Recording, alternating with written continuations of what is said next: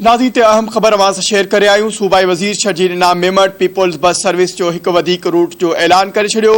People's bus service हाणे निमाइश खां सीवियू ताईं हलंदी। शर्जील इनाम मेमण जो इहो चवणु आहे।